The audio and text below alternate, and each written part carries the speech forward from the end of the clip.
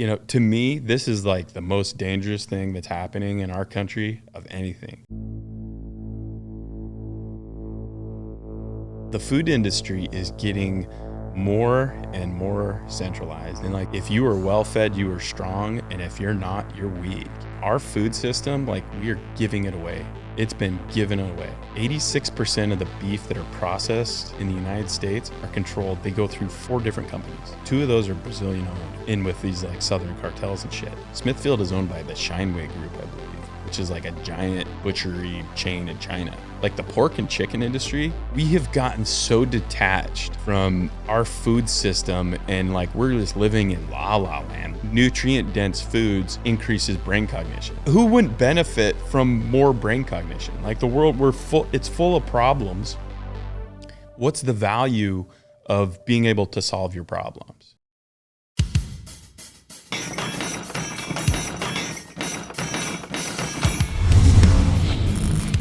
Welcome to Mic Drop, the podcast where relevancy is irrelevant and we don't give a shit about your feelings. Ladies and gentlemen, as always, it's both an honor and a pleasure to welcome my next guest to the podcast. He is a 4th-generation rancher who's also the owner of Carter Country Meats, which is a company that is trying to emulate nature in a controlled setting as it relates to the food industry, and we're going to dive deep into what that all entails. The show Yellowstone is loosely based on his family, and Rip may or may not be him. Ladies and gentlemen, welcome to the stage, R.C. Carter. Hey, happy to be here. Thanks for having me, Mike. Yeah, thanks for coming. This is a big topic for a lot of people, myself included. We talked a little bit off camera before we started about the importance of food, in so many ways, not just the obvious kind of health reasons, but also being a steward of our country's land, but also from a national security standpoint. Something as simple as looking at wars that have been won and lost based off of the ability to supply troops with food and how dangerous it is to outsource everything. And so I want to kind of get into the meat and potatoes, no pun intended, of all of that and kind of see what you have going on and 4 generations later, kind of get your perspective on what's going on in this country as it relates to all that. What is the biggest misconception about cattle ranching from your perspective? The biggest misconception, that it's lucrative. Yeah. Yeah. I mean, that would be the biggest thing. I mean, typically most ranchers are capital rich and money poor. Most ranchers have been grandfathered into their land. Their grandparents or parents came in and bought it, and it's really tough to be profitable in the beef industry, farming industry in general. Would you say that's the truer that is based on the smaller that you are, because there's obviously some big multi-billion-dollar corporations that own, half the country's farming industry that's obviously very lucrative, but the drawback or the cost of that, is our health and the quality of the food or whatever. So, I mean, would it be safe to say that to do it right or, to do it the way that it needs to be done, it's really difficult to be profitable? So we got into the beef industry. We've been ranchers for, I'm a 3rd generation, my kids are 4th generation, but we've been ranchers for, that long. And 10 years ago, we got into the meat industry. So we started, my younger brother, he was a part of it back then, and he's a professional snowboarder, and he meets some famous chef buddies over in Jackson Hole, and they're like, oh, you guys are cowboys, let's, you must have some beef, let's eat your beef. So we butchered a couple of animals, and we didn't know anything about it. Like, this is the way we've been doing it, eating these cows.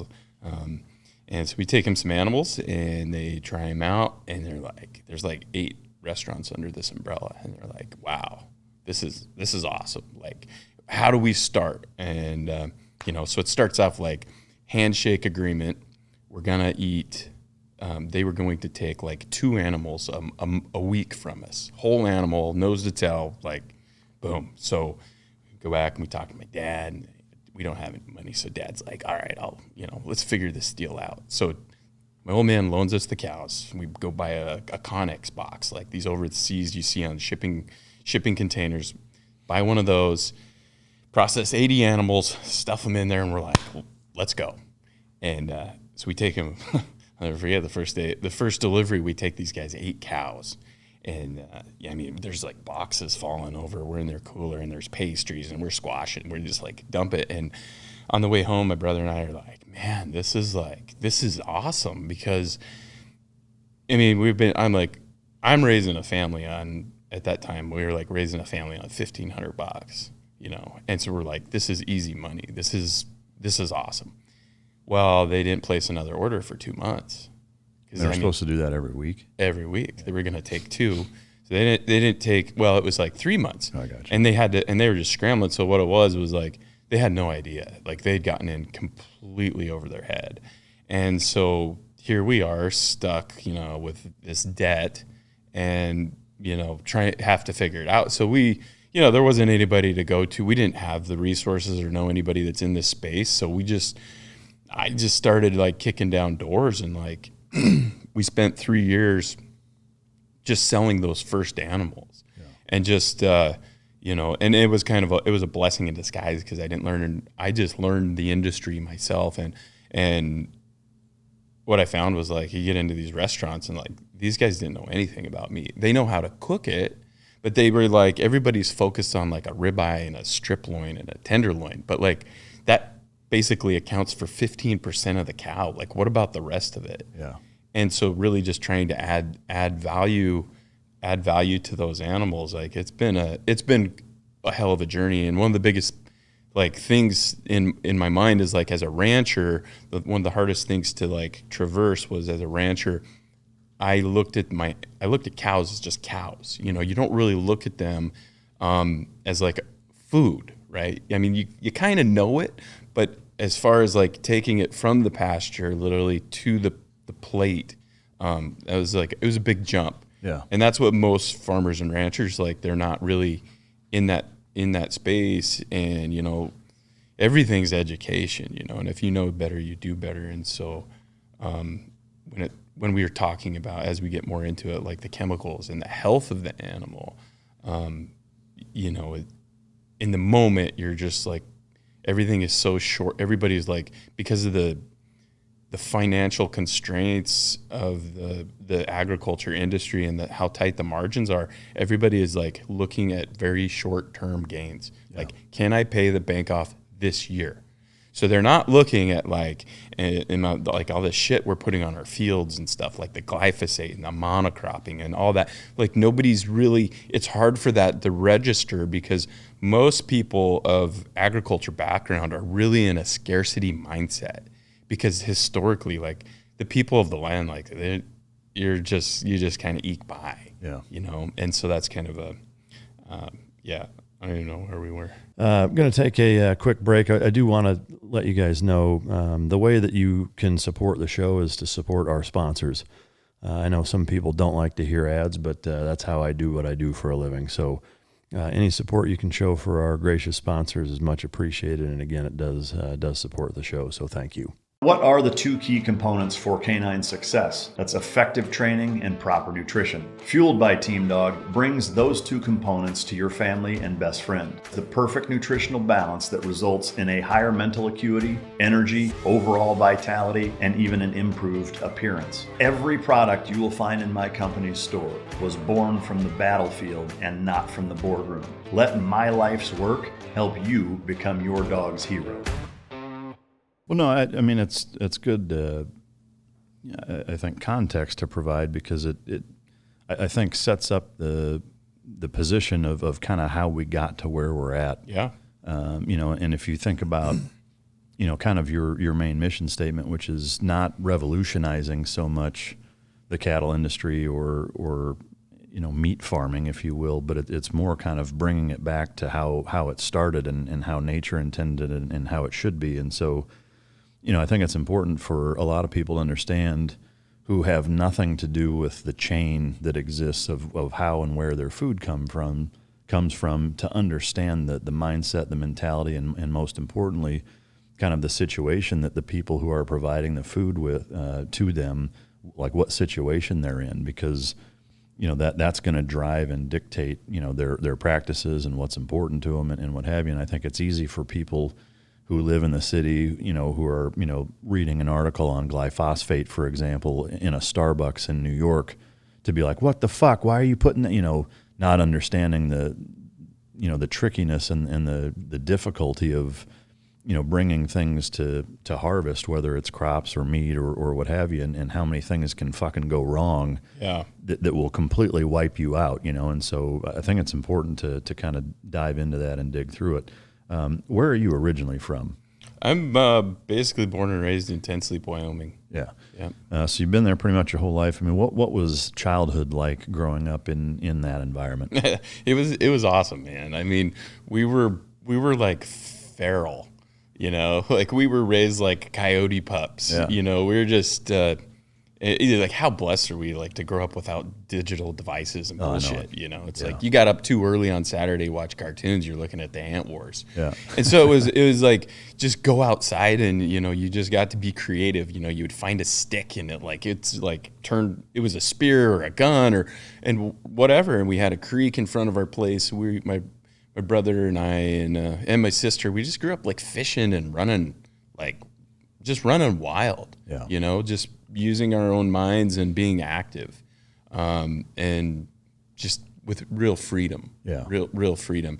So it was great, but I mean, it was tough. Like, my old man's a straight up slave driver. I mean, there was one way, and he was. I got to hand it to him. My grandpa in 1964. My grandpa basically, he moved from Provo, Utah, up, and he kind of broke out a homestead per se up in the Bridger Bowl area. So at one point in time, like, he owned the whole Bridger Bowl, or like the vast majority of it, like where Bridger Bowl ski lodge is and all that. And he had a logging company, Cows Logging Company, was a jack of all trades. Had 50. He's telling me he's since passed, but he had 50 guys on his workforce, in the logging business. And he's like, man, we had 2 guys in the hospital at all times, just doing it with these old machinery, people dying. But Bozeman was that zone was really, it's not real conducive to like easy cattle management. I mean, those guys get some serious snow, and so he had 10. My dad has 9 brothers and sisters. Wow. And so they moved down to Ten Sleep because of our ranch. 27 natural springs. We've got a canyon on one whole side, so that's basically fencing that we don't have to deal with. And it was this one contiguous piece of dirt. And so, how many acres? It's about 40,000. Wow. on that piece. All told, public and private. And so, we got posted up there, and Grandpa got in trouble with the bank. Bless his heart, he wasn't really, it's tough. And, he was in trouble, and my dad, he's a hustler, man. He's just he's got such a fire in him. He just does not quit. He came in and took it over, and basically he was made a lot of money trading cattle, and basically paid off the ranch and got us safe from the bank. And so we just grew up, doing hard things, chasing cows and like not having enough water, and like, eating cotto salami for lunch. You just like hate those little peppers that are, And so it was challenging but rewarding lifestyle, really close to nature. How many siblings do you have? I have 2. Well, I have a half sister, and then my younger brother and older sister. Okay. Yeah. So, I mean, was it kind of the plan, or your thought process was that your path was going to be to take this over? I mean, was it kind of just always that was the deal? Yeah, that was kind of the deal. It was like the old man was always, he's always asking, like, so you're going to come back, Yeah. And I was like, yeah, I'll do that. And so I did. And, I went to the University of Wyoming. I can't say I was very focused on school down there, but I learned how to learn, by working at a bar, and, and had a lot of fun, played with some rugby down there. And Working at the bar was really awesome because I learned about people, Yeah. And I learned how to read people, and you're like, these guys, they're fine, but like this guy, like better keep an eye on him. Yeah. And so I had a great time, and I just went down and had fun. Then I got back to the ranch in 2001 and married my wife Annie. She's amazing. We're a team, so we do everything together, and it has its own set of challenges. Yeah, I can imagine. Working with your spouse. Yeah. And that's a lot of fun too. You learn a lot about yourself. But yeah, and then we just, anytime we made some money, we just started investing in the infrastructure of the ranch, because I had this like mindset from like, I was just aware of, the situation, the culture of ranching. And I'm like, man, you're like working the land and like, it's going to break you. Like eventually you're up against nature, and like there's no days off. There's no days off. And you come in with all this high testosterone and you're like, I'm going to do it today. And like, by the time you're 60, like you're done and you're arthritic and your back's bad. So I had the mindset that I want this ranch to work for me versus me working for it.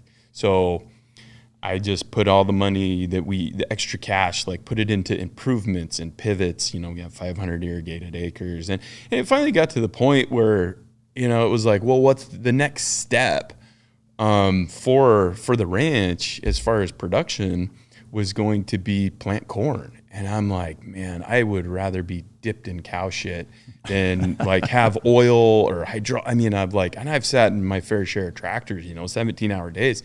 And I don't enjoy it. So I kind of got turned on to like Joel Salatin and the Alan Savory type of folks, and like started educating myself about, monocrops and like what the hell. And so that was like, it was like going down a rabbit hole, right? So you've been told like this is the way the world is your whole life, and this is the way the food system works, and everything's okay. Just trust what everybody's telling you. And then you start to peel some layers back, and you're like, holy cow, I think it's all bullshit. And so I kind of we went the other direction. So at this point we have like no monocrops, all polyculture. We've never used glyphosate on our fields. We have no chemicals. 2 years ago, we stopped putting any fertilizer whatsoever on our fields, and have just like are totally geeking out on like experimenting, right? Because there's so much potential in regenerative agriculture and in this space. Like people have been raising food for millennia with nothing that comes in a jug, nothing that corporate America is selling you. And so I'm convinced now that I'm like, I think it's that the model of farming and ranching is like, that's actually what's going to keep us broke. Yeah. Because tires, grease, all the input costs that it takes to produce, other than sunshine, soil, and rain, we have to pay for. And the vast majority of our food system has been sold, this is how you raise food. And that is the same thing that's like, it's like, and we've had the testing done on our beef, and it's like, that is the food system that is pumping out this like nutrient weak food. So it's like, it looks like food, smells like food, but there's nothing in it. Yeah. Like you're like you may as well be an starved out Ethiopian. Yeah, you got a big old fat belly, but you're just like, you're nutrient deficient. And it's like the same model that is like exacerbating the loss of our topsoils and the chemical runoff and this hypoxic blooms on the Gulf of Mexico, where there's like 10,000 square acres of like dead zone because there's no oxygen. So it's all of that. The commodity system of raising food is like, that's what's I think it's very dangerous. Yeah. I think it's very dangerous because it's not sustainable. Yeah. No, it's fascinating. I'd love to get your kind of definition of regenerative farming. It's, I think, I can't remember what, I think that. How would you describe it? I would say it's just like trying to emulate nature. It's like, or can you break it down to what it actually means? Like how do you, like in practice, how do you regeneratively farm? So what we're doing, and have been doing for a little bit here is, so this is interesting. It was interesting to me. Handful of years ago, the Bureau of Land Management came out with a study that basically said that the arid Mountain West is severely degraded, right? And so, I mean, there's like 25 million acres of public lands that they say are just like, it's terrible, it's severely degraded. And so we look back in history and we're like, well, why? You know, what's going on here? So we go back in time. It's like before the European came across this land, like what was going on out here? And so before I should say but before our ancestors came out here and screwed everything up, you know, there was an equilibrium, right? There was bison, there was wolves, there was some First Nation people that were, you know, harvesting, but it was like we have to assume that was as perfect as it could have been. You know, it's like nature's kind of like, that's my church. Like a complete ecosystem. As a complete there was a circle, right? And so there was death and rebirth and death and rebirth. And so we look back in time and like what happened. So around about the 1870s, like the last of the bison were pretty much killed. And they were basically like, they were murdered to just basically get rid of get the First Nations people out of here, in my opinion. I think that's the truth. So they killed all the bison. And then after that, you know, and so the interesting thing about bison is the way that so the important thing here is like the way. It's not just necessarily the bison, in my opinion.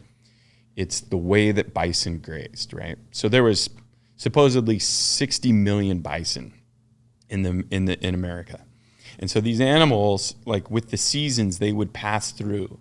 And you have to look back at the historical record, right? So it's like, you look back at these trappers' journals when they climbed to the top of a mountain, and it's like, and they wrote down what they saw, you know, and there's beaver dams, and there's, you know, herds of bison it would take 3 days to pass, you know, and when they were building the trains, you know, they'd have to stop the train for 2 days. Like, can you imagine how many animals it would take if they're just like, they're moving but there was like herds of millions of animals in one space.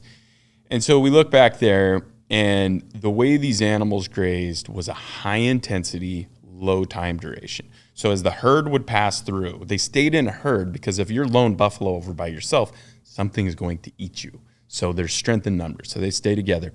And as these things would move through, they would, they would take the bite of the grass. They would defecate and urinate on the soil, taking their bacteria from their stomach and introducing it onto the soil, and stomping and just basically tilling the land. And so there's accounts from like the U.S. cavalry as they were coming out here to decimate the natives, falling in behind a herd of buffalo, and they're like, dude, our horses almost died because we never saw a blade of grass for 3 days. And so that was the natural cycle. So the bison are gone now. And then we see, the large cattle drives starting to happen, coming up from Texas. You know, we're in Dallas now. So the cattle drives are coming up. And so it was basically the same kind of idea, but it was high intensity, but there was no rest period. So the bison would come through high intensity, low time duration, but then they wouldn't come back for a year, 2, maybe 3, who knows? And now we have the large cattle drive, so they're coming through and they're hammering these areas year after year after year. And then we have like little towns starting to pop up. So now there's no fences, so everybody's got their cows, and they just kind of live around town. And so there was like this long period from like the 1870s to the 1930s where there was it just got the shit kicked out of it, the grasses. And then in 1934, you know, the government recognized there's a problem, we should do something. So they came in and they basically cut the whole West up into a piece of pie and said, okay, rancher, this is your piece. This is how many animals you get to run. And so at that point, we basically, we switched over to a completely opposite system and method of grazing. So now you would take we would go out and we'd take 500 cows and you dump them out in this one pasture and they get to stay there for 2 months. So now we go from a high intensity, low time duration to a low intensity, high time duration. So it's basically like, we don't even need any science, right? We know nature's perfect. Don't second guess it. And now we're doing the opposite thing. And we have been doing that since 1934. This has been the grazing strategy by our, the government entities that are tasked to take care of our public lands, right? And so to answer your question, like my family, we came in and we're like, I just got turned onto this regenerative agriculture and I'm like, oh my gosh, like this is awesome. It feels like, I've been a rancher for 45 years and I'm like, felt like I'd gotten slapped in the face with truth. I'm like, holy shit, this makes sense. I've been fucking it up this whole time. Yeah, right? Yeah. And so there's like this real gut check when you realize you're like, I've been doing it wrong. And so it's like, well, do you choose to do better? And like, as a steward of the land, you're like, yeah, what you about got to, right? Or like, how are you going to look at yourself in the mirror if you're like, well, I'm just doing it because I'm like, the old bank account's doing good. Yeah. But I think, so we go, my wife and I, we pulled the kids out of school. We got 3 boys, pulled them out of school, and we just moved to the hills with 800 cows and calves. And we just started doing it, talked to a few people, but the best way to figure something out is just do it. And it was awesome, man. I'm like, how old were your kids at the time? They were 9, 11, and 13. And it was the most amazing thing. Like, we basically just went back to living a pastoral lifestyle. And like, when you wake up in the morning and you get up before the sun's up and you walk outside. Like we have a total circus. Like, we had pigs out there, and my kids got these like little baby ducks, and then you're like, the sun's coming up. It's just dusk, which is like the magical. It's the best. People need to get their ass out of bed and experience that. You have like a nice cup of coffee, and there's just like a herd of happy animals. Like, the energy that comes off of that. Like, in that setting, like words don't do it. Like, it's a feeling, and it was magical. Like, whoever talked everybody into like living in boxes and like going to work, like, that was a terrible idea. Yeah, fucking con artist. Yeah. All right, guys, the economy sucks, right? It's up and down. Anybody who's looking to invest is a little leery of investing in the stock market, myself included. I started working with Masterworks here recently. They specialize in blue chip art, which is very unaffected by the volatility of the stock market. And so the way that it works is you basically invest with other people into paintings that are very safe and secure and reliable in terms of sales. They've got a great track record of being able to sell these incredibly expensive paintings and other artworks for profit, and it gives you an ability to leave the volatility to the stock market and kind of hedge against that. So it's a good way to, I hate to use the corny cliche, diversify your portfolio, but that's exactly what it does in a very safe and predictable manner. If you go to masterworks.art/mic-drop, you can skip the wait list. Again, that's masterworks.art/mic-drop. And you can get involved with, again, diversifying whatever you're looking to put money into to keep it in a more safe platform other than cryptocurrency or the stock market or anything else that tends to bounce around like a roller coaster in these volatile times. So in terms of SEC filings, you can still register everything above board the way that you need to investment-wise. There's over $650 million invested in blue chip through these guys, and over 590,000 users. So this isn't some pop-up, fly-by-night joint that has 10 members. It's totally legit and above board. And I've been working with them for a little while now, and it's great. So again, that's masterworks.art/mic-drop, and you can get all the details at that website. Well, I think it's a bigger... Like, the bigger picture is that it's kind of designed so that, people don't realize that's not the way to do it. And it's like this self-repeating vicious fucking hamster wheel that most of society is in, that thinks that that's how it's supposed to be. And and our government supports it. Big agriculture, big corporations do it. It's all kind of this nasty connected cycle that that those people that own those things and that make billions and trillions of fucking dollars off of it don't want people to feel that energy and magic from the land. So what is a typical day like for you guys? I mean, there is no typical day. I mean, the only thing that's consistent is just like wake up and figure it out. Yeah. As a rancher, you got to just be like a master of the audible. Yeah. So, you just wake up and, because you're like so much of what your day to day is dependent on the weather and, and animals, and you can't control either one of those things. You can kind of manipulate, but at the end of the day, they just they're going to do. And so you just can't wake up and figure it out. Look out. The first thing you do is you wake up and you look out the window and you're like, all right. And then typically I like to go check on go make a lap. I call it making my lap. Go check on things. And then as long as there's no explosions or anything like that, or nothing dying, or, you just never know. Then you kind of try to have a direction. But first of all, it's like just mitigate anything that's happening, and then try to make improvements, along the way. Are there standard disasters that you deal with, like things that happen pretty regularly that you could say, oh, here's the top 5, 7, 10 things that go wrong regularly? I mean, when you're dealing with animals, like, people are so soft these days, and don't get me wrong, like I love my animals, like absolutely love animals. I mean, in a lot of respects, they're better than people. They're not going to lie to you. They don't deceive. They are what they are. I mean, they're just programmed.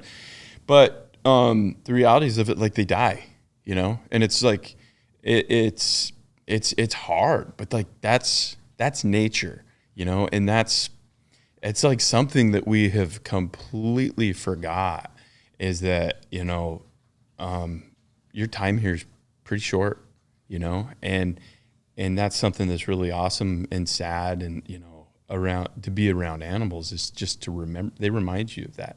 Like just the other day, we have these kuni pigs. They're beautiful, like these little heritage breed pigs. We're not real biased on beef. Like, we like meat, all meat. And so we have these little baby pigs, and getting into production of them. So I have this insulated room, and the mama pig's in there, and she's going to have her babies. Well, my boys go out and they check out, and I got a little heat lamp. Like, we're set up. Like, it's this bulletproof plan. Well, somehow the pig is having her babies, and she destroys like my heating setup, like pulls the heat lamp. She's like, pulls the cord out, and it's my fault. I screwed up. Kids come in. I'm late getting out of bed. I had a late night. Kids wake me up. They're like, Dad, there's dead pigs everywhere. And I'm like, oh, Jesus. You go out there, and, sure as hell, I mean, we lost like 8 babies, and they're the cutest thing. Like, if you've never seen a baby pig, like, they're not like these like feral things you have running around here, but and so there's a run of the litter. So the run of the litter, we saved 2 out of 6, and then another pig has her babies, and we got all these baby pigs running around. So we have this little runt, and like the runt is obviously not gonna make it. It can't compete. So we take it on, and now we have a pig living in the house that weighs like, 3 ounces. And we had 2 of them, and the one dies. And it's like, it's so profound how something that is so little can make you feel something that's like so big, and so deep. So being around these animals, like, it really puts it in, kind of helps keep your life in perspective. It's like, a good friend of mine was just telling me the other day that, like, I think it was the Sumerians, like, when they would have a child, like, the first thing they would do is they'd hold the baby up and they'd say, welcome to your journey of death. And I mean, that's the reality, is like, none of us are getting out of here alive. So, like, make it count. Yeah. And, so anyways, there's a lot of animals die. It's just, and you do your best to, keep them alive. We do have machinery, so something's always broken. Is it capital rich, asset poor? Like we don't have nice things. Like you're always like putting Band-Aids on stuff and just trying to, MacGyver stuff together. And just kind of roll, just flow. Yeah. From a daily inventory standpoint, I mean, like, can you kind of walk through what you guys have to look after, maintain, manage? Like how many cattle on how many acres, and are you moving from a regenerative standpoint? Are you moving them from a spot, or you're just here's the areas and they go as they want, or like how does that work? Yeah, it's so much of our life is just like based around the season. So right now there's a lot of snow, so we're feeding the cows grass. And so there's the day-to-day of that is like just make sure the cows have feed. So right now I kind of look at it as like we're in the cocoon, right? We're in the hibernation mode with winter and we're just resting. So there's not a whole lot going on. We've been grinding up a bunch of cardboard boxes that we get from behind a grocery store and just kind of experimenting with that, like putting carbon into the ground, letting the animals like lay on that in this setting. And so here pretty quick, we're getting ready to transition into spring. So this is when they'll start calving. So at that point, as the green grass comes on, now we're going to move out to the hills. And then it gets really intensive because we just live with them like all day, every day. And we're just out. We kind of manage them with like electric fences and some day herding. We're just kind of figuring it out. But we want to keep, we're trying to regenerate the soil and increase the biology in it. And is that where the cardboard boxes come from, or why you're putting those into the ground is trying to make it more nutrient dense, or how does that work? Well, we're doing that on more of like our irrigated pastures. So we have the irrigated pastures. Basically, they produce food that we're going to, it's like the surplus. So that's where we produce our grass there, and that's what gets them through, at a period of time in the winter when the snow is deep. Like, so you're not sourcing the grass from anywhere. You grow it right there and store it, and then yep, right on the place. And so we use the grasses that we grow under our irrigated pivot with, it's basically artesian water.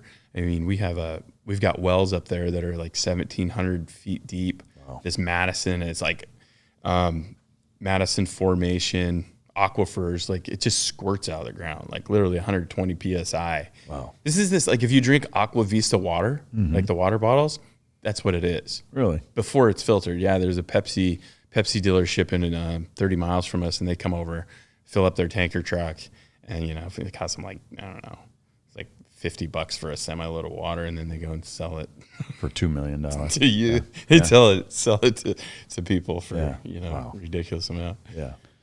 So I'm intrigued by the cardboard box thing. Can you, I guess, explain what the rationale is, or what's going on with that? Yeah, I mean, it just came out of necessity, really. We had cows. Like, there's a period of time during the year where you don't really want cows on your field. So, in the wintertime, we bring our cows and we have them closer because winters, especially like this winter, man, we've had legit lots of snow. You want them to be kind of close so you can kind of take care of them.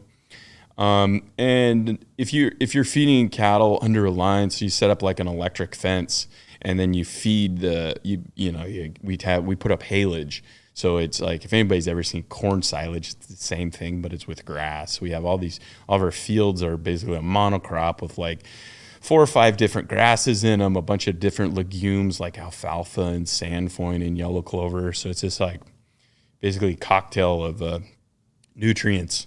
And so we cut it, put it into a pile, and then throughout the winter we take it out and feed it to them under this wire so they're not wasting it. Well, invariably, you really want to have those animals in there and off your fields when it's wet out and they're like, it's muddy because they're making pock marks and kind of compacting the soil. So there was like a drought, and it was really hard to find straw, because that's typically what we bed the animals in is straw, just so they have something dry and we all like dry beds. And there was no straw, so I was driving behind the grocery store 30 miles away, and I see all these like 600-pound bales of boxes, and I mean not just a few of them. So I talked to Brandon, and he's like, "Yeah, man, take them." He's like, "We're getting nothing for them any day." because they'd shut the recycling center down in our town because it's like, it's just not cost effective to recycle this stuff. Yeah. So I had a good talk with them. All right, let's get all the tape off of them. Let's clean them up. I don't want to have plastic. So I'd take these 600, bring in semi-loads. I think we used like 400,000 pounds of boxes that first year, just like brought these things in. And we have this big tub grinder. So there's a fella that it's a tub grinder, so they can take a bale of hay and like chop it up into like 2 or 3 inch pieces, and it's easier to feed, it's easier to digest. So I just like talked that guy, and I'm like, hey man, you think we could grind some boxes? He's like, let's give it a whirl. So next thing you know, we're grinding boxes up, and come to find out, like now I'm getting into this regenerative space and trying to build biological healthy soil. So what bacteria eats is carbon, right? So you've had people talk about climate change and carbon storage, like bacteria is like, it's crucial. So I started doing some research. Turns out a cardboard box, pound for pound, has 400 times more carbon in it than a bale of straw. And it's free other than my shipping. So I'm like, well, this is a way better idea.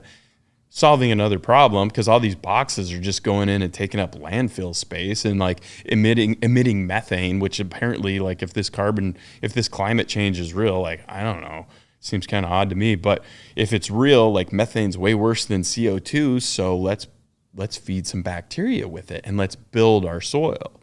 So yeah, that was kind of a. Do you know of anybody else doing that? I don't know. Yeah. I'm sure there's so many smart people running around these days, man. Like I'm sure there's a guy that's doing it, but he just is like doing his thing and is like, isn't on a podcast talking about it, you know? Well, I'm glad you are. I mean, to me, shit like that is, little things like that, understanding, the pivots and the redirections that need to take place can be the difference between a nation surviving or not. I mean, because it is that serious, So you've been doing that for, you said 2 years now? Mm-hmm. And have you noticed any drawbacks to it? The cardboard thing? Yeah. No, we've been doing that for probably 5 years. Okay. I haven't noticed any drawbacks. I mean, really, we can kind of take a tangent off into soil right now. One of the first times, the first time that you've got the cows kind of in a confined setting, and they're pooping and peeing in this like location. So we put the cardboard out, and the cardboard basically, when a cow goes pee, there's a lot of ammonia and like different things in it, but there's a lot of ammonia. So the cardboard soaks that ammonia up, and it also like mixes with the manure, right? And so then we will compost that. So you have to go through an anaerobic and then an aerobic reaction. And we should be better at that, but we're pretty limited with our damn bandwidth anyway. We do the best we can. So you take that and then you put it in a manure spreader. So we have this guy, he comes out, everybody's got we've got all these people, infrastructure, private contractors, and you take it out in this manure spreader. So you throw it's like literally a shitty job. Yeah. Like they're just like throwing, like we would feed 14 million pounds of grass. So that means there's the equivalent of that in manure, plus like, 10 gallons of water a day. So put that in the feed truck or in the manure spreader, take it out onto the pivots, and we just spread this stuff out on the pivots. So this one pivot in particular, it was like we were kind of transitioning out of just like alfalfa, which is a legume. It kind of gets like a purple flower. It's really high in nitrogen, or high in protein, and it's a nitrogen fixer. So it's a great plant to plant with grasses because it pulls nitrogen out of the atmosphere and feeds it to the grass, which is what the grass needs. So anyways, there wasn't like a real thick planting. So we put this manure down with the cardboard, and then we were keeping an eye on it. And so we go into the hibernation of winter, and then the next spring. And so I did this experiment. So I need to backtrack. So at that same time, that same year, I put the manure on that spring, and then we would always put like a little bit of fertilizer on, the artificial fertilizer. So there's urea. Basically, it's called urea, the chemical version of nitrogen. And I had the guy that sells the stuff. He came out, and I was like, and I'd never done this before. I was like, all right, looking at my soil, how much nitrogen, how much phosphorus and potassium should I put on? So I just went with whatever he told me. And they're selling something. So we went heavy. So I put it on. That next spring, the area of the field, the two outside rounds, so the two out, like we have these center pivots, right? And so I'd put the manure on the two outside rounds.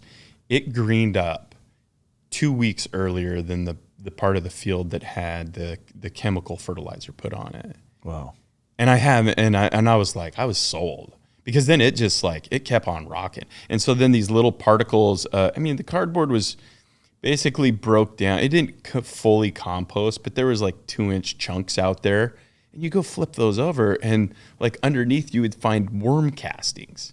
And it's like, there is this whole universe that's living underneath the soil that like, we're not commercial agriculture isn't even talking about it. I mean, it's starting to come on, but I mean, I went to college for, animal science, right? And so I had some soil classes. The only thing we were talking about was nitrogen, phosphorus, and potassium.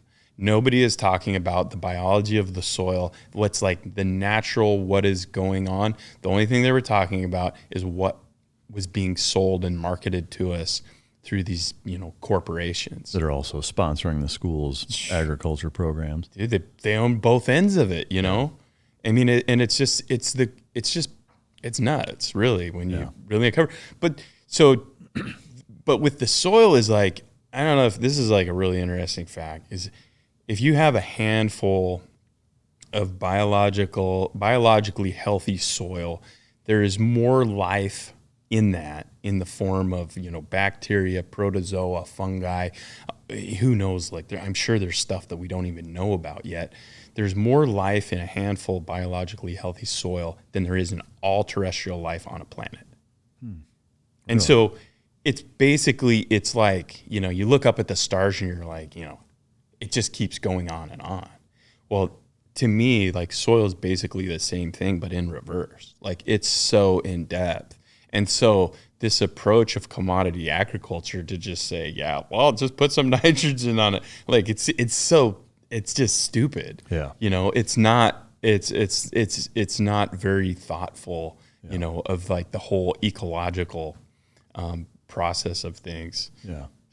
Have you guys had your soil tested? And how does it compare to, other farms or other states or? Yeah, it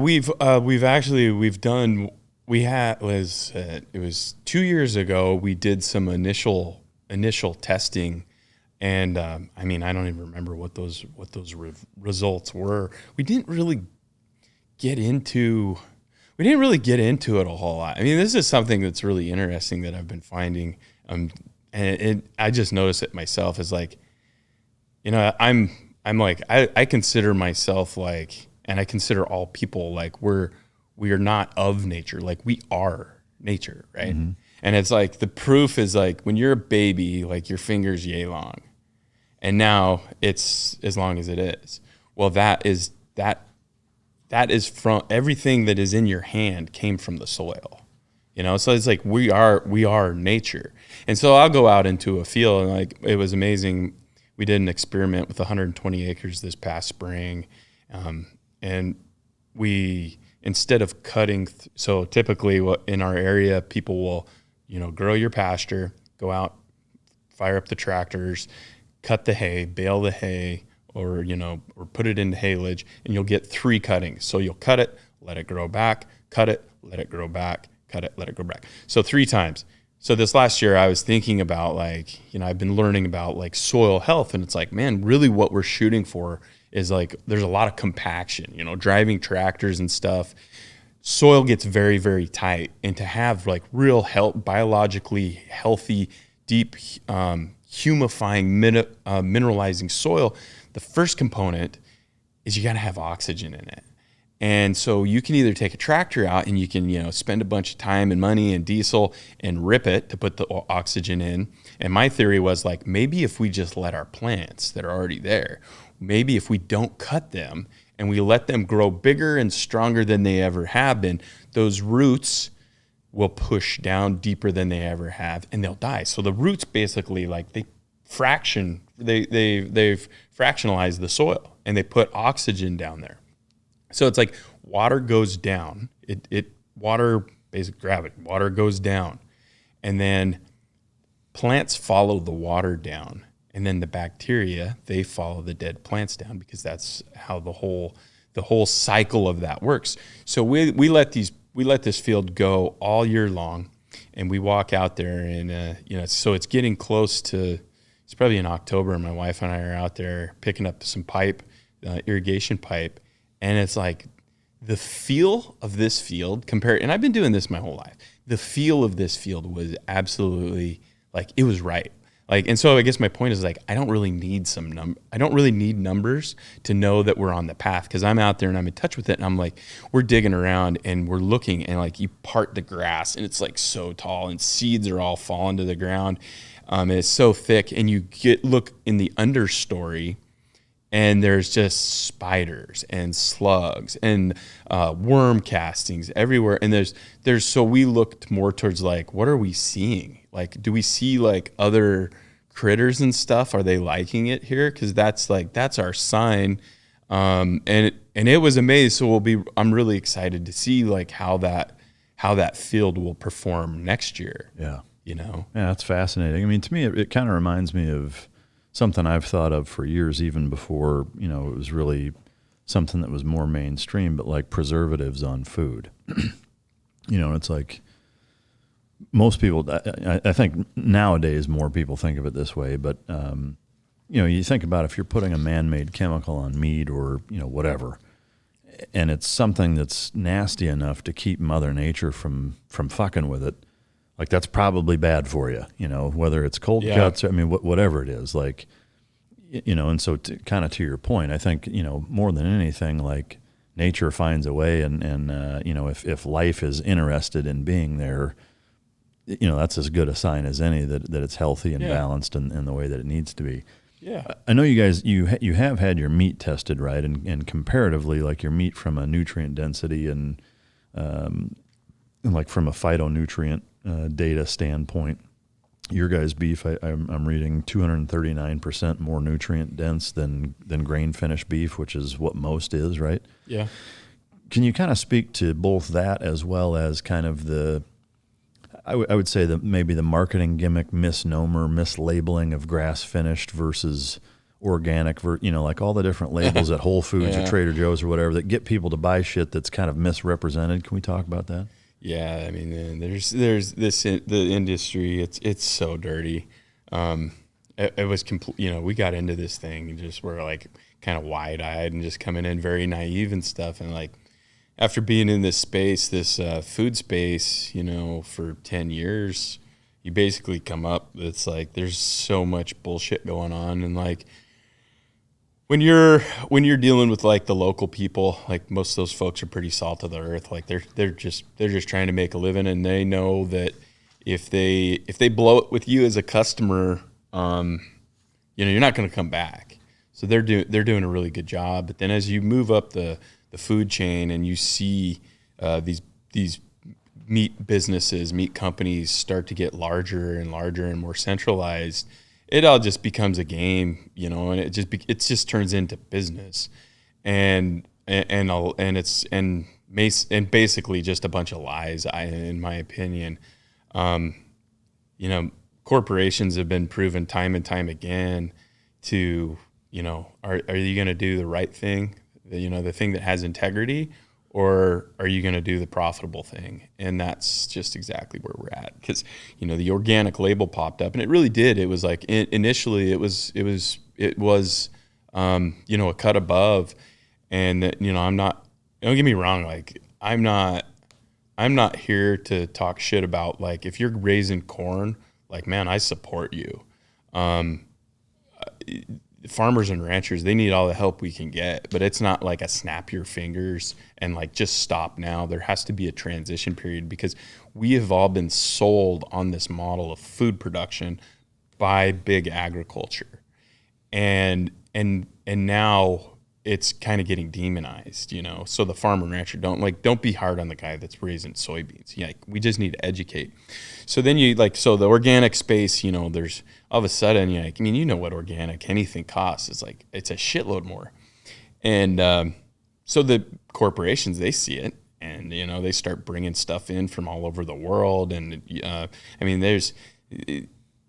I think it was a handful of years ago, maybe it was 2019, possibly, don't quote me on that, but there was a study that found 63% of organic labels were found in non-compliance, and then it was there isn't enough organic police to go out there. Yeah. And so they found these giant cargo ships. I don't know how much wheat you can fit on a cargo ship, but it's more than a handful of pancakes, right? And so they find these shipping containers coming in or full cargo ships, and they're just complete bullshit. But it doesn't really matter because they can bring them in. Even if they get caught, just pay the fine. The margins, the margins they're making on this stuff is just profound. So, I'm at the point now, my wife and I have been talking about it, and it's either marketing suicide or it's just a good idea, but it's quit trusting labels.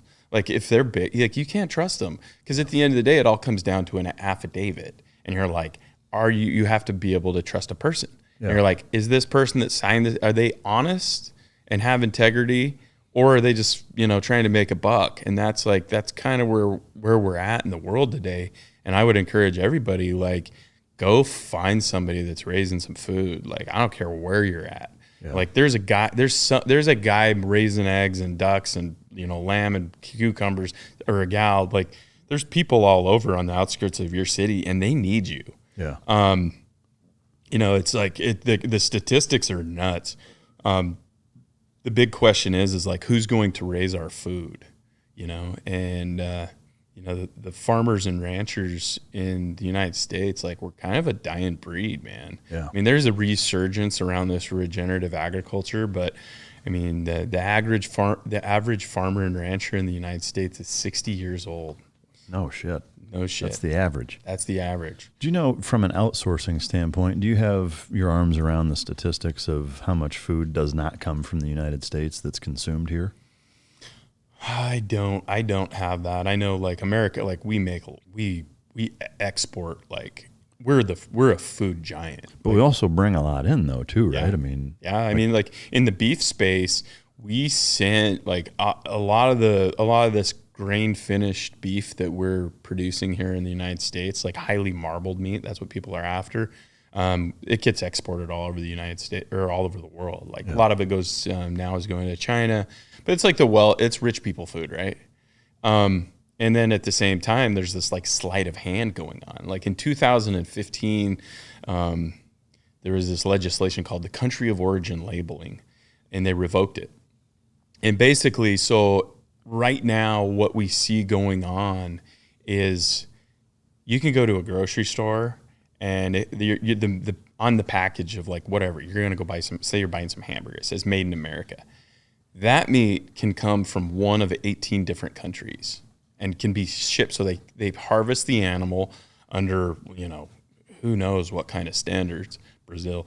They harvest these animals, they send them over here, and all they have to do, they go to these large cut houses, they open the package of meat and then re-cryo it. Maybe they cut it up, I don't know. But they just have to change the packaging, and it's made in America. Really? Yeah, one of 18 different countries. I want to take a second to talk about something near and dear to my heart, and that is a staunch supporter of this podcast, which is Bub's Naturals. The hat sitting in front of me here on our coffee table here in the studio belonged to Glenn Doherty. His nickname was Bub. I did 2 platoons with him, and his childhood best friend and another colleague of theirs, Sean is the best friend, TJ is their colleague, started Bub's Naturals, which is a collagen and MCT oil company in Bub's or Glenn's honor. And, for me, it's an absolute honor to be sponsored by and working with a company that, was started in the honor of one of my closest friends and a guy that I went to war with. And, the Bub's brand is not only super quality, collagen powder as well as MCT oil powder.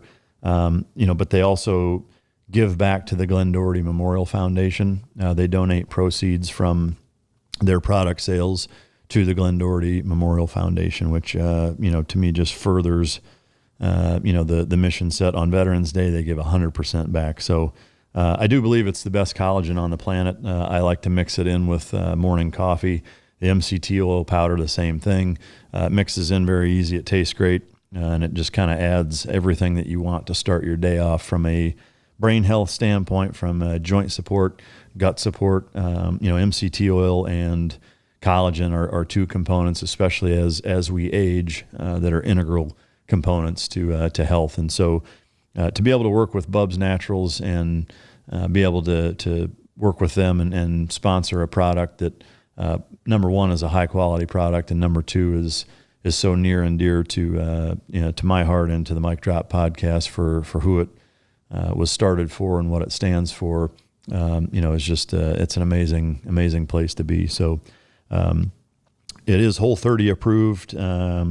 It's sport certified, so you're not going to run into any problems with that. And I will say that right now they're offering 20% 20% off if you go to bubsnaturals.com and use the Mic Drop code. So I really highly encourage you to try it out, incorporate it into your day-to-day for joint health, for brain health, for cognition, for gut health, and to support an amazing organization that does a lot of things in Glenn Bubs' honor. So go to bubsnaturals.com. Mic Drop is the code, 20% off. So, I mean, is it a safe assumption to say that, a lot of the beef that says made in America or from USA isn't? Yeah. Yeah. Wow. 70 to 80% of the beef in the grass-fed space is not coming from the United States. No shit. Yeah. 70%? 70 to 80 is what I read. So basically, like, to your point, like, unless you know the farm that it's coming from and it was fed and processed here and whatever, like, it's a fucking dice roll, and there's a better chance that it's not from here. Exactly. No shit. Yeah. Do you know about and even this is interesting, even in the grass fed space, and I'm not saying grass fed's better than grain finished. I think it is, but whatever, different strokes for different folks. But in the grass fed, so the USDA, United States Department of Agriculture, they set the rules and the regulations for what qualifies as what. And so this is why I think labels are bullshit. So if you go to Whole Foods and you buy, say grass-finished beef, the reality of that is that beef can come, like if I wanted to, I could go buy a calf or a cow that's just like from a 10,000 head feedlot.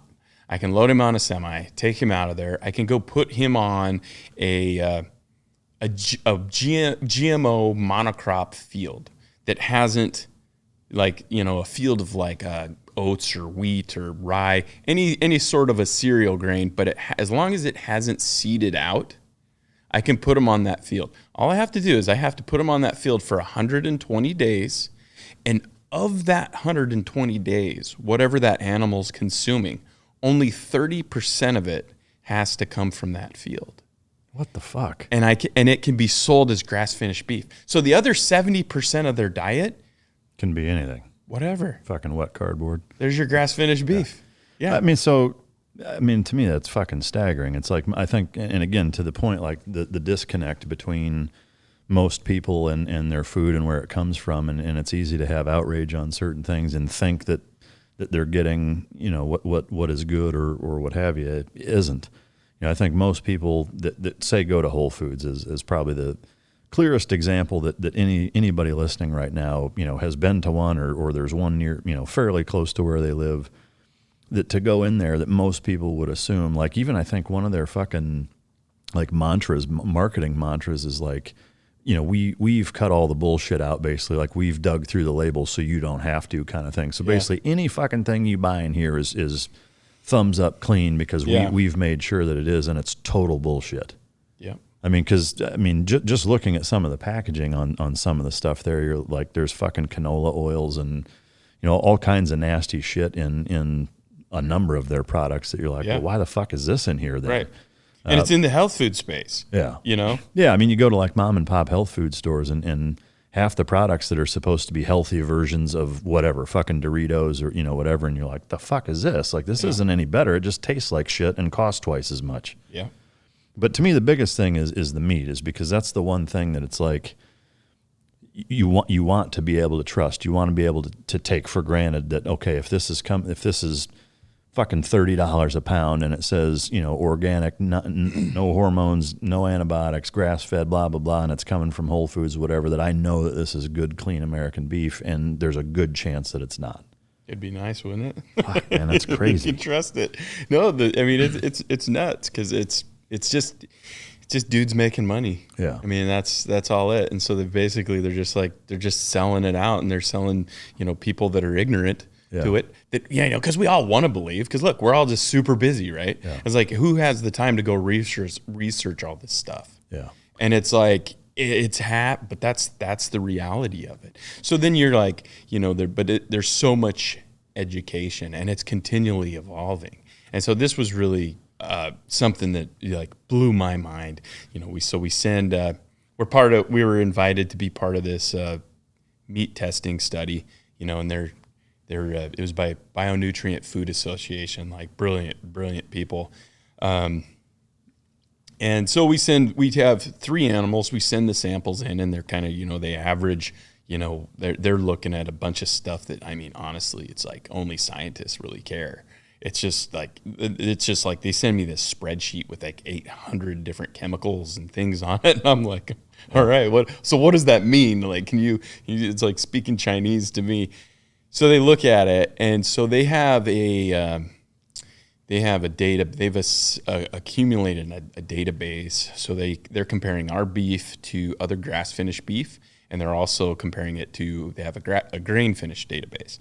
So the phytonutrients. So phytonutrients are these metabolites. So you need to think of it as like everything, you know, every plant, tree, shrub, everything that is growing terrestrial has got chemicals that are unique to it, right?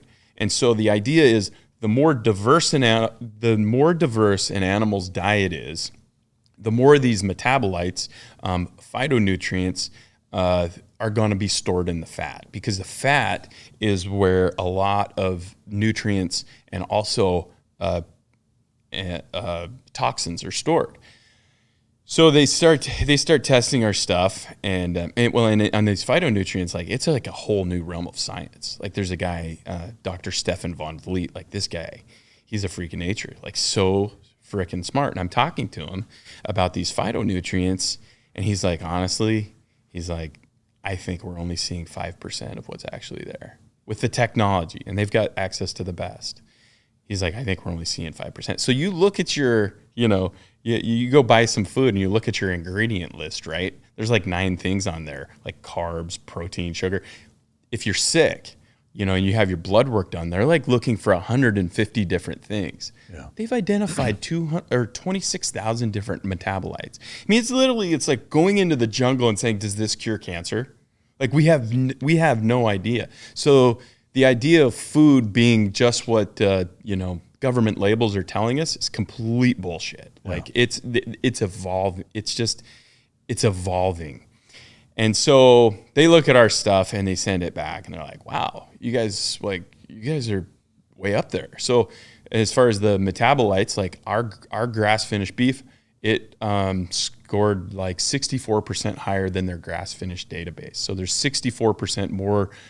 You could say we're 64% more nutrient dense than grass finished beef, 239% more nutrient dense than grain finished beef. Wow. So there's been this big argument of like, what's the difference between grass fed and grain fed?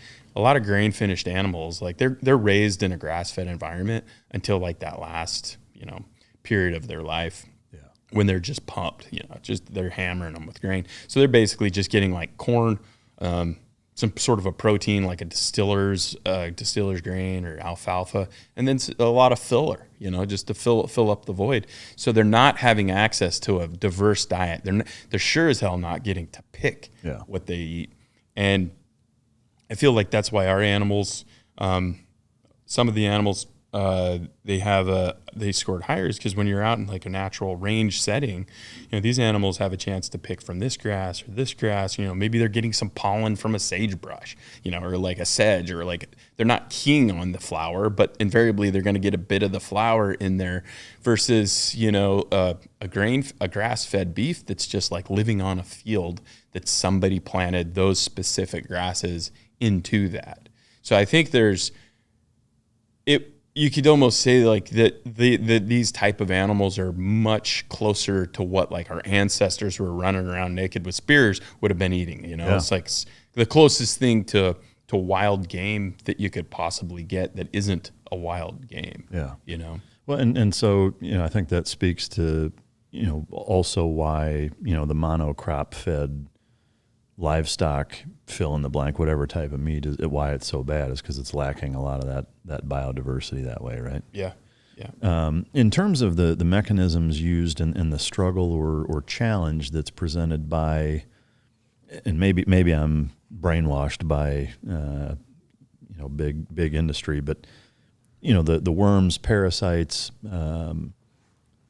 problems that typically is why so many livestock meats are given, wormers, antibiotics, stuff like that. How do you guys combat that without doing that? Is it because you're raising them right that there's just far less of a need for shit like that, or is there natural remedies? Like how do you kind of manage the parasites?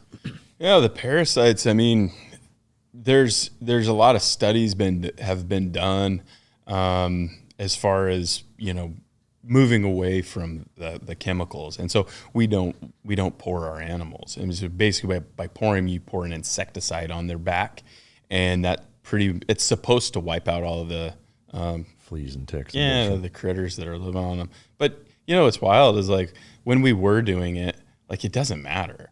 Like we're throwing our money away. You pour these animals and like supposed to get rid of this shit, and so you do it in the fall, wintertime.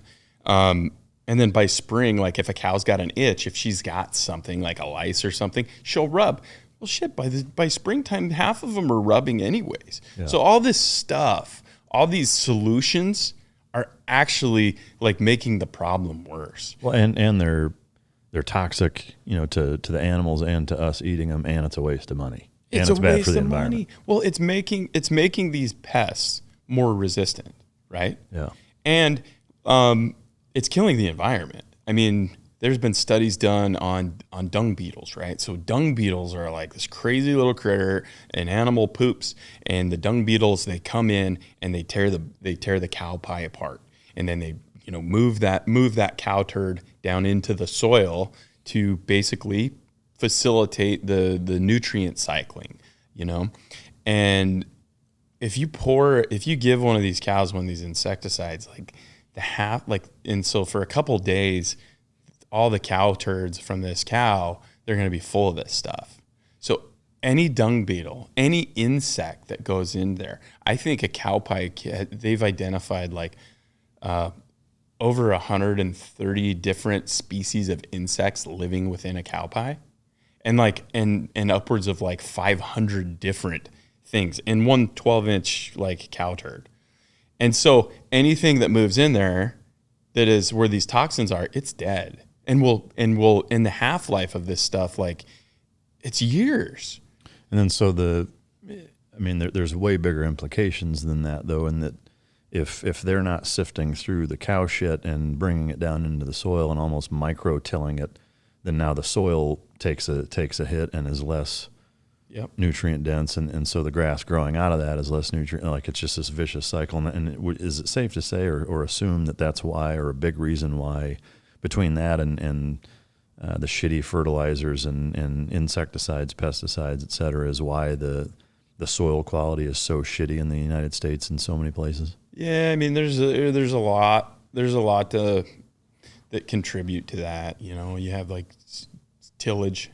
We've been doing deep tillage and plowing. People plow fields, and it flips the biology over. So you have different, it's like an apartment complex. You have different bacteria that live in the top 1 inch And then, you know, you have different tenants in the 2-inch and the 3 and the 4. So you have all these different critters living in the soil. And when you flip it over, I mean, it's just like an earthquake, you know, like an earthquake in Turkey. I mean, this is the same thing. It just wipes it out and it has to start back over. So you have tillage problems, you have chemical problems, fertilizer problems, you know. So why till then? Why do people? You're saying that you shouldn't? I wouldn't. Yeah. I mean, it's expensive, but I mean, like going back to like, that's the model we got sold on, you know, we got sold on this, like you should have one field that is full of one thing, you know, just a field of grain or a field of corn. And don't get me wrong, like we've been able to produce food. Like the amount of food we're producing is just, it's asinine. Even though like we waste 40% of it.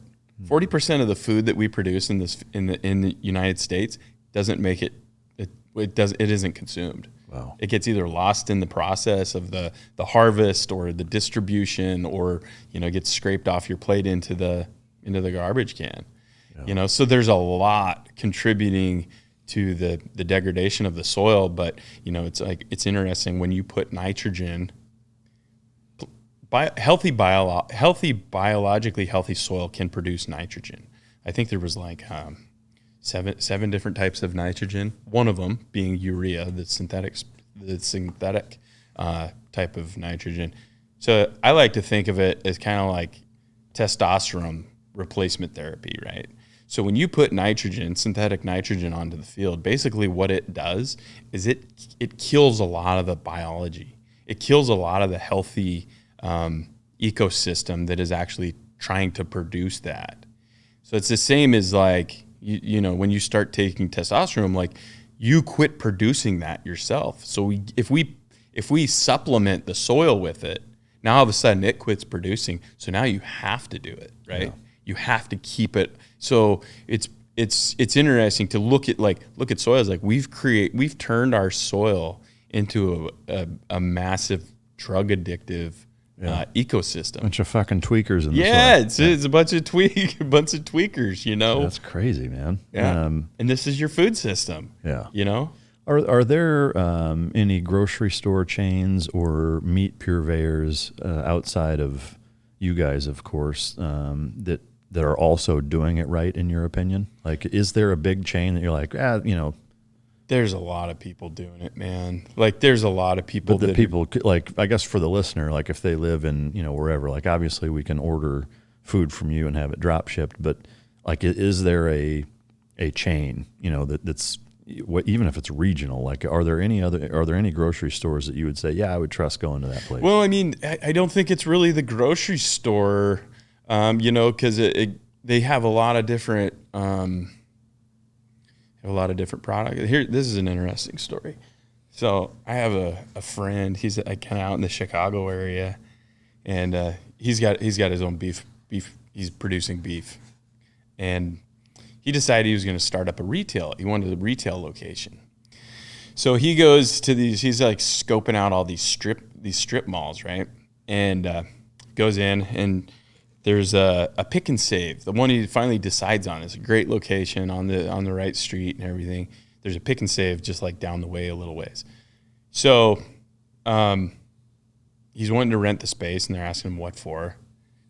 They get blocked. Like, I'm not sure exactly what the legal terminology is, but they won't rent to him because Pick and Save is owned by Kroger.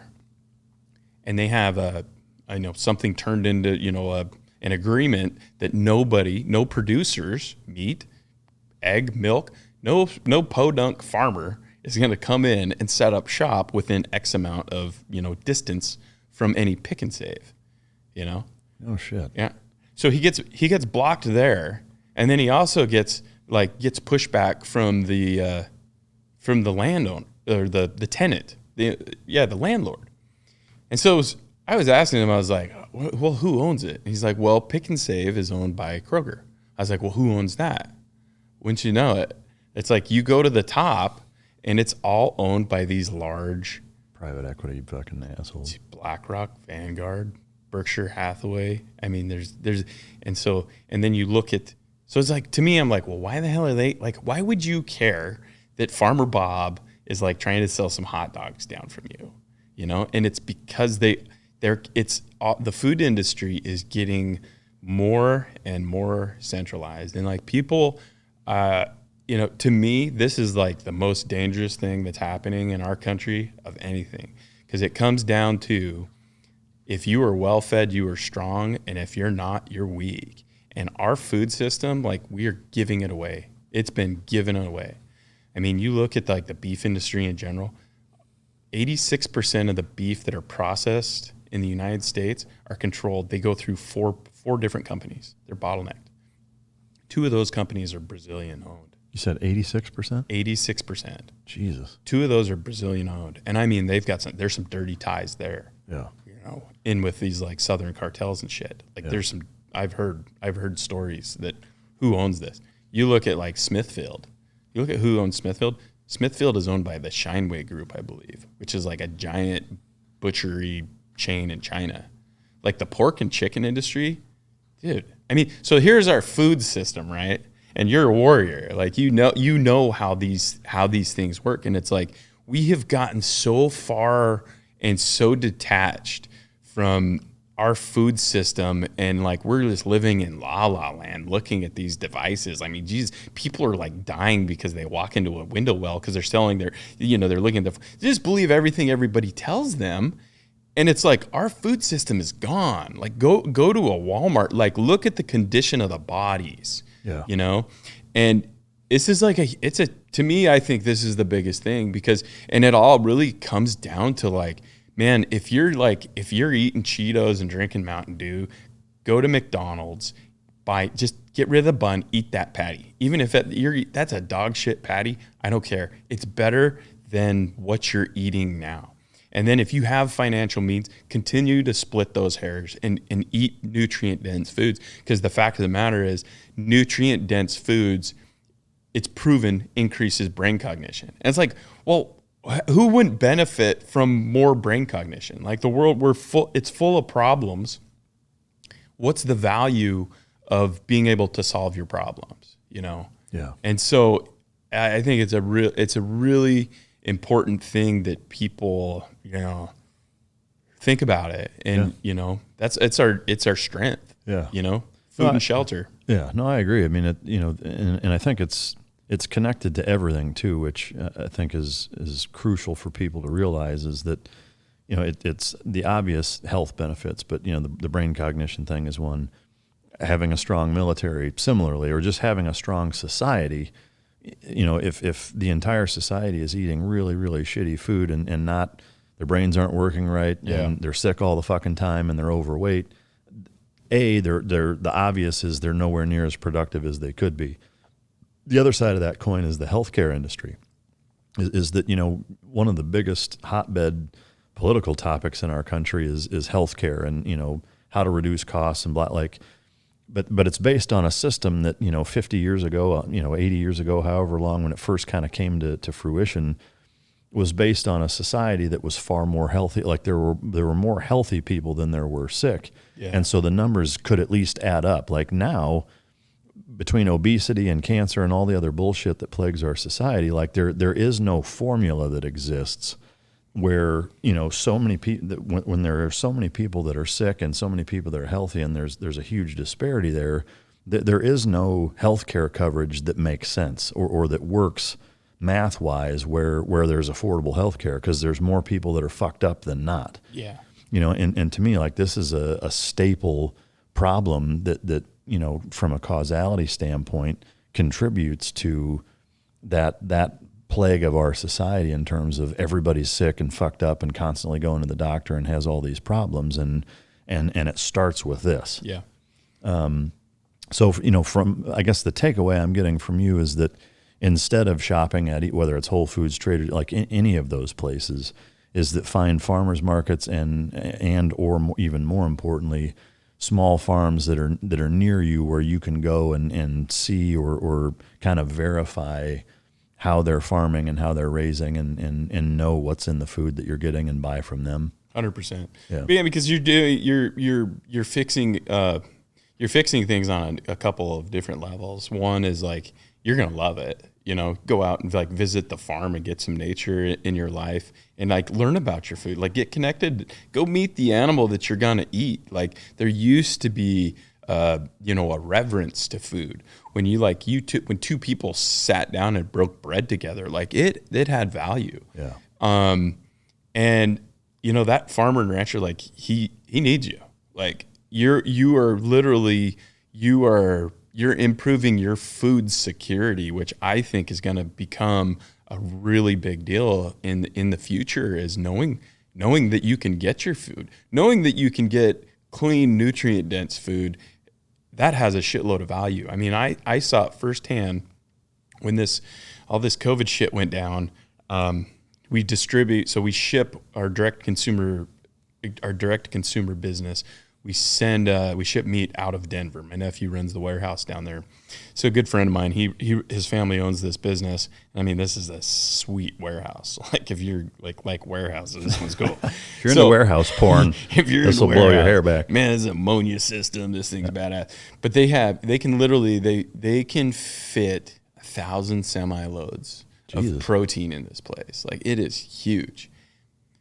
When COVID hits, like I was just down there at like the perfect time, and I look and like, dude, I can see coast to coast in this place. Like there was literally probably one semi-load of protein left in that whole warehouse, and they got resupplied, before they completely ran out. But that really, I was like, holy crap!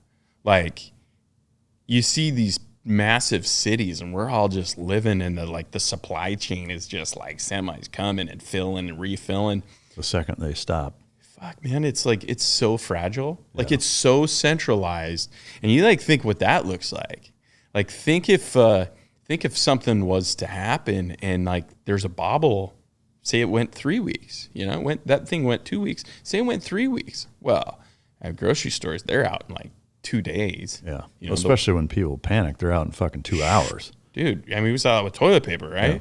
All right, guys, as you know, I'm into health and fitness and specifically how nutrition relates to it. Coffee has been a staple of mine and I think most people's for a long time. As you know, I'm a big proponent of Mudwater, which is a sponsor of this show. They have been for a while now, and we have a great partnership. I love their product. It's a phenomenal alternative to coffee. For me, coffee, there's jitters, there's mold in it. A lot of times it tends to kind of upset my stomach. But Mudwater has adaptogenic mushrooms. There's a fraction of the caffeine that coffee has. There's a little bit, but it's very, very little. And it really leans on mushrooms and the blend of matcha and chai for kind of that sustained energy that continues to go and doesn't crash the way coffee does when it runs out. They use lion's mane for alertness, cordyceps to support physical performance, chaga and reishi to support the immune system, turmeric for soreness, and cinnamon for antioxidants. I really enjoy that first cup of warm liquid in the morning by taking Mudwater instead of coffee, and I'll put just a splash of heavy cream or even some protein powder, some collagen powder, and I also throw usually a couple drops of stevia or monk fruit vanilla to make it kind of a thick, normal morning coffee ritual type of concoction. And I got to tell you, it does wonders for me, and I'm really, really glad that I switched. It's been, a better part of a year now, that I've been taking that and using that as part of my daily morning routine, and it's fantastic. I love it. I can't recommend it enough. It's 100% USDA, organic, non-GMO, gluten-free, vegan, and kosher certified. And they also donate to the Berkeley Center for Science of Psychedelics, which is, groundbreaking and leading research to help veterans with PTSD and other associated illnesses and syndromes. So great cause, great company, phenomenal product. If you go to Mudwater, that's mudwtr.com/Mike to support this show and the product, and use the code MikeMud, MIKEMUD, all caps, for 15% off. That's again Mudwater, MUDWTR.com/Mike. and the code is Mike Mudd, MIKEMUD, all caps, for 15% off. Go check them out. I mean, with a lot of things, honestly. I mean, even a lot of the regulars, like the meat is fucking gone. Yep. Dairy's fucking gone. What's interesting is almost all of the meatless products, the vegan shit, like they're still stocked full of that shit. Yeah. People weren't buying it, which I think is telling. But anyway, I mean, the quickness with which you realize, to your point, how fragile our supply chain is, really with everything, but especially food, because that's going to impact us the quickest. Was shocking. Yeah. Well, and I mean, if you're hungry, you only have one problem, right? And so I think that's like it's a major thing. We've gotten too centralized. Yeah. And it's very efficient. Like, dudes are making a shitload of money. Yeah. I mean, I think that the average farmer and rancher, of every dollar spent, like, you spend $1 in the grocery store, of that dollar, like anywhere from 10 to 16 cents of that dollar actually makes it back to the farmer and rancher. Wow. I mean, agriculture, the debt in the ag industry is at an all-time high. I think it was like $416 billion. Wow. Since 1980, I think we've gone from like 1.3 million ranchers to like now we're at like 700,000. Like, we lose 17 to 18,000 ranchers a year just go away, or foreclosed on, or sell out, because it's like it's tough. Yeah. Like, it's mentally and physically it's a challenging thing. And so why would the kids stick around? Yeah. To starve like ma and pa. Yeah. When they can move to New York and get a tech job. Exactly. Exactly. Yeah. And then we see this like huge influx of like, wealthy people are moving out west and buying up these places. Like, it's insane. Yeah. And like, not doing shit with it. I mean, we've got it's interesting. There's a guy not too far, like in our little neck of the woods. A guy is like super wealthy guy. Like, just rolled in, bought up, and he's got standing offer. Anybody who wants to sell out, I'll buy it. And I mean, he's put together this just nutso place. Like, it's amazing. Is he just like stockpiling the land and doing nothing with it? I mean, the dude just like rolled in, started his own beef company, spent a shitload of money, and it's like has his Facebook ad. It's literally like watching Yellowstone. Yeah. Like, if there's so much greenwashing. So if you see their ads, and I'm not gonna blow them up, but if you see their ads, like, they hired they hired the Sam Elliott of voice, and like, we've been here for, and it's like, it couldn't be further from the truth. Yeah. Is he doing it right in terms of how he's raising it, or is he fucking it all up? I mean, that just depends. I mean, I don't agree with what they're doing, but it's probably better than the freaking Nigerian beef that you could be potentially consuming. Yeah. God, that's crazy, man. So in terms of like what you guys have going on, from a business standpoint, how many head of cattle do you have, and volume wise, like what can you guys accommodate, or what do you move per month, per year, what have you?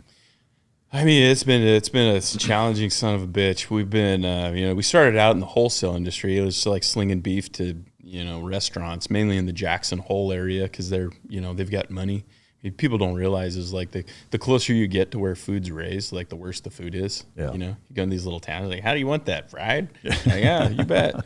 And so there's no money where we're at. So we would go over to Jackson Hole, because we're obviously trying to make some money, and made a bunch of accounts, made some great relationships, slinging beef to a lot of big places over there. And then I detached a ligament in my leg, and I was like, in my ankle, and I was like, dude, this is too much. Like, we're throwing box. Like, I would drive to, so we processed, because at that time there was no USDA plant in Wyoming.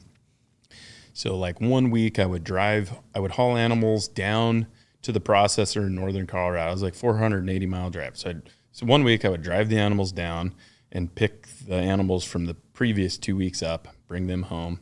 And then the next week I would drive to Jack. So I was just spending my life on the road. We'd show up with throwing 6,000 pounds of boxes around, moving in the cool. We didn't have a forklift or anything. It was great. And then COVID strikes, and kind of our game was we would spend like all winter stockpiling meat, so that when when the tourism show up, you know, we could just like hit the like flush and just dump all of our inventory into Yellowstone National Park, Grand Teton National Park, all these guys, and they just call me up and they're like, "Hey, Mr. Carter, like we're sorry, we're not opening." I'm like, Yeah. Bro, What? I don't have any investors. Like, what now? What? Yeah. And I mean, we figured. I don't know how we made it. Like, so we pivoted into this, direct consumer model, which is that's got its own set of challenges. Sure. But yeah, I mean, we've got our home place. There's like 40,000 acres, and we help a lot with my in-laws, and are really trying to move. Really expand. We like selling meat. I like people being able to feed themselves with the highest quality of product. I'm really proud that I'm pretty sure, like, at this point in time, like, I mean, I'm not saying that we've got the healthiest beef, but until somebody else like puts up numbers that are better than us, like, I think we do. Yeah. I mean, our essential amino acids is 70% higher than the closest grass finished beef. That's incredible. Than the average. And that was something like I was just going through the spreadsheets and they weren't even looking at that. Wow. Our omega, I always get that wrong. It's like, I think it's the omega 3 to 6 or 6 to 3.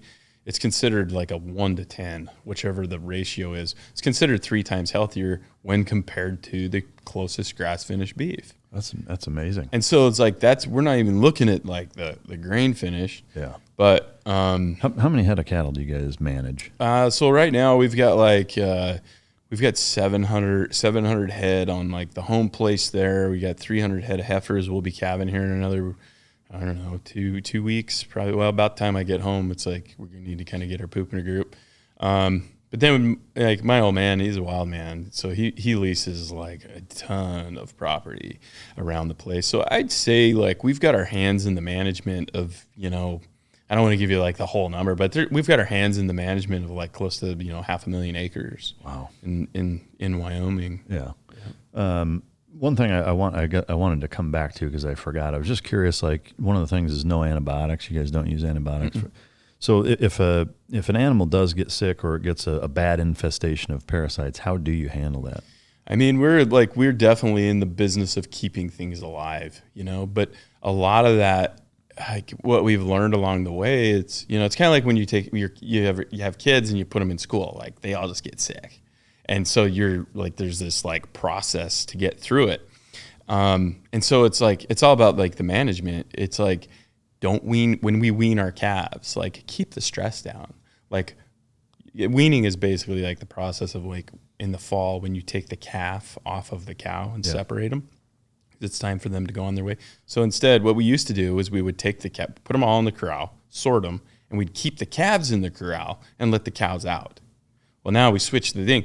We switch it, and so we keep the cows in. So the calves go right back out, and they're all spread out in the field or the range that they just came from, and they're just like, so they're not standing in a bunch of dust, and they're like in a confined, tight space, So there's just like management strategies that you can do to mitigate that. Like last year, like we don't like when we're calving out on the outside. We grew up like.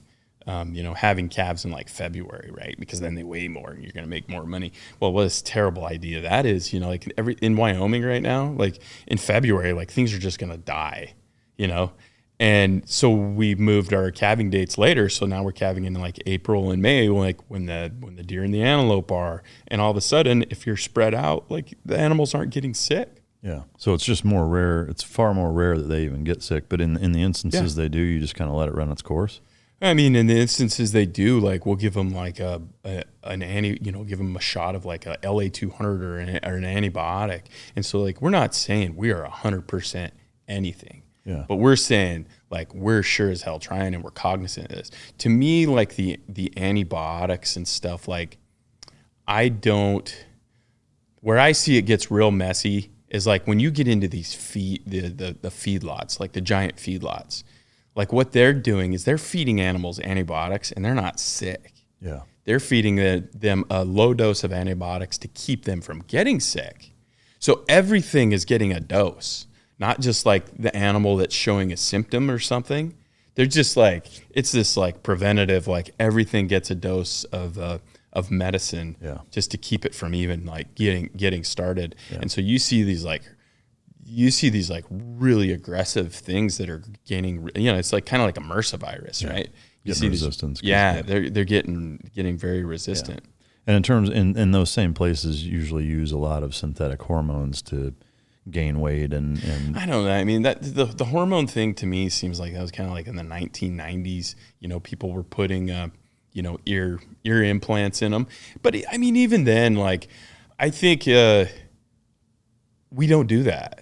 Like nobody, there's one guy in our region that does that, and we source our animals from our friends and neighbors. Like we're not saying like we raise the best cows, but it's like the area and the nutrient density of our area. Like we're in one of the most mineral dense areas in the nation, and have the most powerful grasses in the nation, and that's what lends to our animals, and plus their age of what we're harvesting. But it's I think just different strokes for different folks. And because I'll tell you this, anytime somebody says, yeah, we're 100% this, like they're not. Yeah. Like everybody. So I think it's really just like having that honest conversation. You're like, this is what we're doing, and like 99% of it is this. Yeah. Well, I mean, to me, ultimately the data is what speaks volumes, or what is the cleanest and easiest thing to go off of is that if companies are analyzing your meat and it's compared to all of these other ones, it's that drastically higher in omega profiles, in nutrient density, and phytonutrients, and in biodiversity, all of these things, then to me that says that what you're doing is both appropriate and effective. So I mean, that to me, that's what matters. Like all the labels in the world and all the mantras and marketing slogans, and classifications as far as labeling goes, doesn't mean shit if what's actually inside it isn't worth a fuck. Well, and this was our idea. We're like, quit trusting a label, trust your tongue. Yeah. Because it's like, you've got this tongue in your head, and it's connected to a supercomputer. And so you think 300 years ago, we were running around doing whatever our ancestors were, and we were designed to go to nutrient-dense foods, And so when it comes to the whole food space, like a potato or carrots or chicken, whatever, if it tastes good, that's because it has more nutrients in it. Yeah. Your body, like we still have that in us. Now, when you get into like, processed foods, there's a lot of dirty ass games being played that, trick your taste buds. But if it tastes good, there's a reason. Yeah. It's because your body it's the same reason like, pregnant women have these crazy cravings for, peanut butter and pickles or something. There's something, we don't even know it, but our bodies are telling us there's something in there that I need. Yeah. And so, I think it's pretty trusting yourself. So I started dipping when I was in high school. I started with pouches, as most kids do.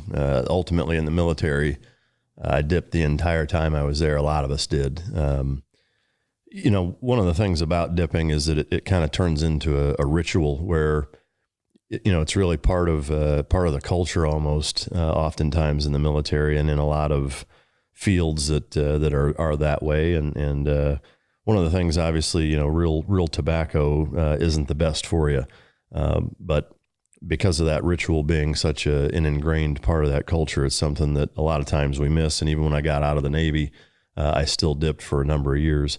I wish that I had this product, Black Buffalo. It's a tobacco-free alternative that I can tell you it looks, smells, tastes, feels everything like the real thing, but there is no tobacco in it. And it's a phenomenal product. They have mint, wintergreen, blood orange, straight peach. What's cool is they've got the straight as far as the cut. They've got long cut. They've got pouches. So it's really kind of a one-stop shop for tobacco-free alternatives that way. But they also have a zero version, which has absolutely no nicotine. So you can get it with nicotine if you want the nicotine, or you can get it without nicotine if you don't. It's all food-grade ingredients, green cabbage essentially, as well as pharmaceutical-grade nicotine if that's the option that you choose. But it's just an awesome company. It's veteran started, and they're big supporters of the Mic Drop podcast.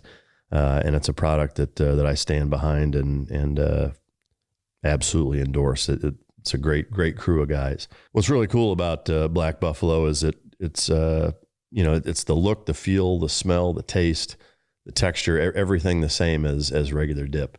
And to me, that's the big thing missing from all and any other alternatives, little pouches of nicotine or any of the other stuff that doesn't use a product that really has that same feel. It doesn't feel like you're actually dipping it. So Black Buffalo has done a masterful job at creating that same experience. The flavors are all on point. The long cut and the pouches are both just like the real thing. And again, the fact that you can get it with nicotine if you want, or you can get it completely nicotine free if you want. So again, if you're 21 years or older and you dip and you want that tobacco free alternative, go to blackbuffalo.com and the code is MicDrop for 20% off. Yeah, I mean, on that, one thing I've noticed, I've tried a lot of different, local meats and meats sourced from places that, are kind of stewards in a similar capacity to what you're talking about. And one of the things I've noticed is like when that omega profile is really, really appropriate, there's almost like a fishiness taste to it because of that, in a good way. It's like not in a spoiled rotten fish kind of way, but when that omega profile is really, really, balanced the way that it should be, that beef has a very different richness and nuttiness and kind of almost strange flavor because so little of it anymore is actually biologically appropriate that way, which I found interesting. But Yeah. In terms of what your company actually offers, like what can people order from you guys, like to go online and whether it's cuts or packages or whatever, can you walk us through that a little bit? Yeah, I mean, it's been an interesting journey. We sell individual cuts, but really what we're trying to do is we're trying to move more towards curated boxes. And, because at the end of the day, like, it has to work for the rancher first. Like if the food industry is not working for our ranchers and not working for our farmers, then like what the hell are we doing? Yeah. And so the easiest thing for us is to sell boxes that basically represent the whole animal. And at the same time, like it's important to eat different cuts of meat. I mean, some people are like, only thing I eat is tenderloin. And you're like, you have to realize like a flat iron has a different flavor than a ribeye. All these different cuts of meat, they have gotten different nutrient profiles within that meat. It's like tongue tastes different than a skirt steak. So it's important to eat these different things if we're looking at like what our ancestors and primal things. So we like try to direct people towards like our bighorn boxes. So we have a 5, a 10, and a 20-pound bighorn box that basically we went into the animal and we broke it down, like how many ribeyes, strip loins, tenderloins, like these high dollar cuts. The easy cuts represent like 15% of the box. 35% of the box is like your tier 2s, which is, skirt steak, culotte, top sirloin, Bavetti's, really great on the grill. And then the 50% is our burger, which, we did a survey the other day and just asked people, what's your favorite cut? 60% of our customers say our hamburger is their favorite thing. If you've never had our hamburger, like this stuff's like gold. You wouldn't know you've had hamburger before just because it's got so much flavor to it. Yeah. Do you guys do like marrow bones and organ meats and stuff like that? Yeah. Like, is that part of those boxes?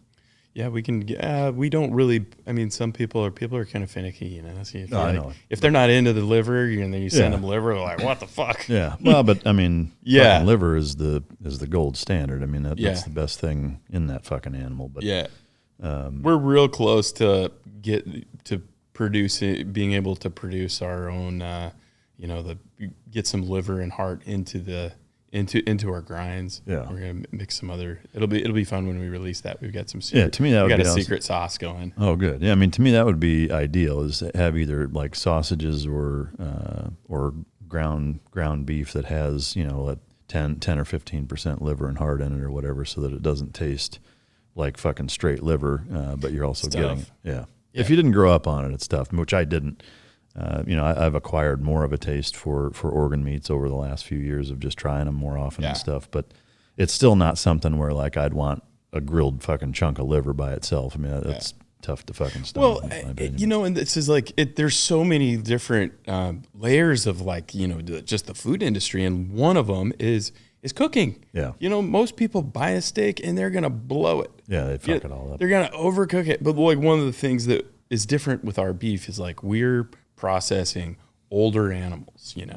So these are older animals. So now you've got an animal that it's mature, so it's not physically growing. So when it's out on grass, it's actually gonna be fat. Mm-hmm. So like most people have never had grass finished beef that has marbling in it. Yeah, it's usually super lean. It's super lean. It's like a wild game or an elk or something. So our beef has got marbling in it. But then a lot of people like, you wonder why like ribeyes and tenderloin are so expensive. It's not because it's the best. It's because it's the easiest to cook. Like it's the most it's tender. It's easy to cook. But with like the introduction of some education, and like I'm like right now I'm like we've been freaking out with like it's a French cooking technique called sous vide, SOUSVID. So you take like and we're big carnivores at our house. Like, well, I wouldn't say carnivore, but we're definitely keto heavy. We all we eat is beef. Like we eat the stuff that's got the broken packaging, and you're like, we'll just trim the freezer burn off. Yeah. Like, here, kids. It's kind of the joke at the place, but like one of the challenging things with beef is, there's a lot of preparation time. If you're cooking short ribs or brisket, like you got to know what the fuck you're doing. You got to know what you're doing, or you just like what we'll do now is I just have this sous vide. So I went to Walmart and I bought this like kind of crappy little cooler with wheels on it. Got my sous vide machine. So for those of you that don't know, sous vide is it's basically like a little hot water heater that has an LCD on it. And so if you take, you can take your frozen meat, so take it right from frozen in the bag, submerge it in, some sort of a container with water, and then you can set the temperature. So it brings the temperature of the water out while your meat is suspended in its plastic bag, just floating in there, and it'll cook it to whatever you want, to perfection.